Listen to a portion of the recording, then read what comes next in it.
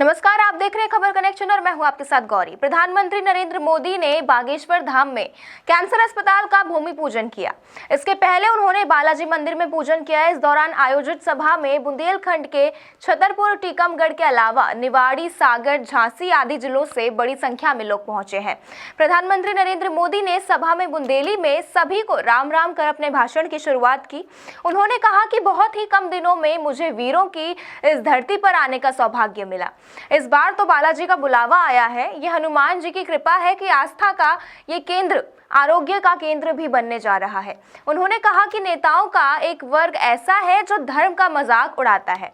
बहुत बार विदेशी ताकतें भी इन लोगों का साथ देकर देश और धर्म को कमजोर करने की कोशिश करती दिखती हैं। हिंदू आस्था से नफरत करने वाले ये लोग सदियों से किसी न किसी वेश में रहते हैं। ये लोग हमारे मत, मान्यताओं और मंदिर पर, हमारे संत और संस्कृति पर हमला करते रहते हैं। ये लोग हमारी परंपराओं और प्रथाओं को गाली देते हैं। हमारे समाज को बांटना, उसकी एकता को तोड़ना ही इनका एजेंडा है। इस माहौल में मेरे छोटे भाई धीरेंद्र शास्त्री एकता के मंत्र को लेकर लोगों को जागरूक कर रहे हैं। पीएम ने कहा कि अब उन्होंने मानवता को लेकर एक और संकल्प लिया है। अब बागेश्वर धाम में भजन, भोजन और निरोगी जीवन तीनों का आशीर्वाद मिलेगा।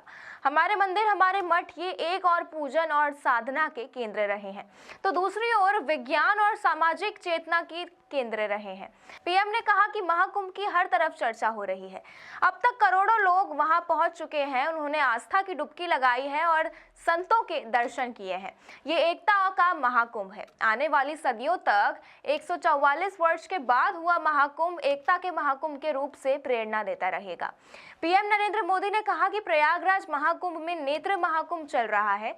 यहाँ देश भर से डॉक्टर पहुंचे हैं जो आंखों की जांच साथ मुफ्त में ऑपरेशन भी कर रहे हैं। इसके कई सामाजिक कार्य एकता के महाकुंभ में चल रहे हैं। हमारे साधु संतों के मार्गदर्शन में हजारों डॉक्टर इसमें लगे हुए हैं। प्रधानमंत्री नरेंद्र मोदी ने कहा कि आज मैं सोच रहा था कि हनुमान दादा की मुझ पर कृपा होती है या नहीं। मैंने आज पहली पर्ची निकाली धीरेंद्र शास्त्री की माता जी की। मैंने उनसे कहा कि आप ये सोच रही हैं कि इनकी शादी जल्दी हो जाए। पीएम ने कहा कि मैं धीरेंद्र जी से वादा करता हूं कि मैं उनकी बारात में आऊंगा और अस्पताल के उद्घाटन में भी। भव्य आयोजन में देश भर के बड़े बड़े संत भी शामिल रहेंगे और सनातन संस्कृति का उद्घोष बुंदेलखंड में सुनाई दे रहा है। कार्यक्रम में मुख्यमंत्री डॉक्टर मोहन यादव, खजुराहो सांसद वीडी शर्मा, बागेश्वर धाम के महंत पंडित धीरेंद्र कृष्ण शास्त्री सहित अन्य मंत्रीगण मौजूद हैं। बागेश्वर धाम पर करीब 250 करोड़ की लागत से कैंसर अस्पताल करीब 2.25 लाख वर्ग फीट में बनेगा। जी हाँ, पहले चरण में 100 पलंग का अस्पताल बनेगा। इसी के साथ इसमें 50 मल्टी स्पेशलिटी, 20 आईसीयू, 10 सिंगल सहित डे केयर बेड आदि रहेंगे। 5 ऑपरेटिंग रूम, एंडोस्कोपी लैब सहित और भी कई अत्याधुनिक सुविधाएं मरीजों को मिल सकेगी। अस्पताल में देश विदेश के विशेषज्ञ डॉक्टरों की सेवाएं भी ली जाएगी। अस्पताल का प्रबंधन धाम कमेटी मेदांता ग्रुप को दे सकती है। इस संबंध में सहमति पत्र आ चुका है। 2 माह भी पूरे नहीं हुए कि पीएम मोदी बुंदेलखंड के दौरे पर है। इससे पहले पीएम नरेंद्र मोदी 25 दिसंबर 2024 को बुंदेलखंड को 74,000 करोड़ की केन बेतवा लिंक परियोजना की सौगात देने के लिए आए थे। जी हाँ, आपने बिल्कुल सही सुना। इस बार इतिहास में पहली बार ऐसा होगा कि पीएम मोदी एक छोटे से गांव में भी उतरेंगे और वहां एक बड़ी सभा भी कर रहे हैं।